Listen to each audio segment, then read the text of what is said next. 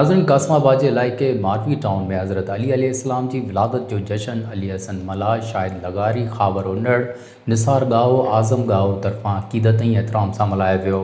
उन हवाले सां ॾिसूं था ही रिपोर्ट।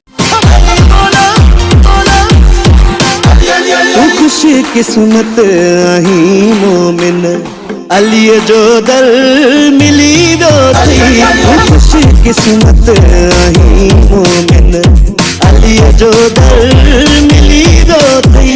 इधर कोई आम दर ना है, इधर कोई आम दर ना है, जन्नत में घर मिली दो थी।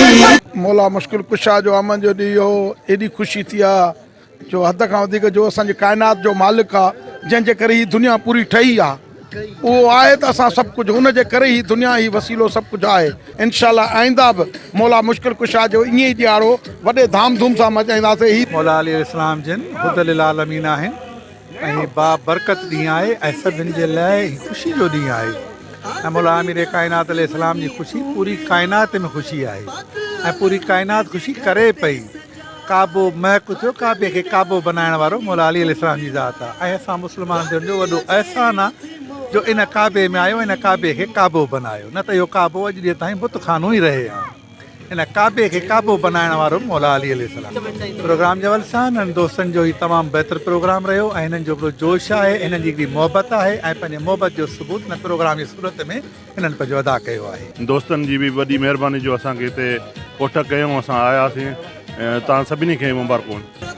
13 रजब ईद अकबर आहे ऐं ही ईद अकबर जंहिं रसूल ख़ुदा 18 ज़िलहज ते फरमायो मन कुन तो मौला हो फ़ाज़ा अलियुन मौला।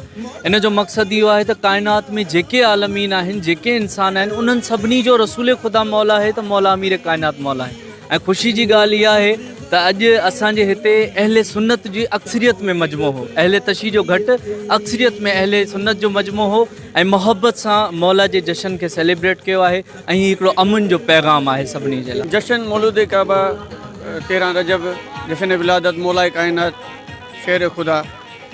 ऐं इहो चवणु चाहींदुसि त मौला काइनात ई दीन जो रस्तो आहे ऐं असां मौला काइनात खे ऐं असां मुस्लमाननि खे इहा सुञाणप हुजणु घुरिजे त असां पंहिंजे नबी रसूल सल्लल्लाहु अलैहि वसल्लम असांखे उन्हनि इहो ई मैसेज ॾिनो, असीं मुस्लमान आहियूं, कलमो भरियूं था ऐं असां पंहिंजे नबी खे फॉलो कंदे असांखे नबी थो चवे त जंहिंजो आऊं मौला उनजो अली मौला आहे। ऐं हीउ ईद जो ॾियारो आहे, तमामु वॾो ॾियारो आहे। मौला अली जी विलादत जो ॾींहुं आहे जंहिंजा असां त उम्मती आहियूं, असां गुनाहगार इंसान आहियूं त असां ही जश्न नंढड़ो मामूली रखियोसीं ऐं जल्दी में रखियोसीं। असां सभिनी दोस्तनि जा शुक्रगुज़ार आहियूं, थोराइता आहियूं जेके हिन प्रोग्राम में सभिनी शिरकत कई। सभिनी दोस्तनि निसार गाओ, ख़ावर उन्नड़, अली हसन मला ऐं ॿिया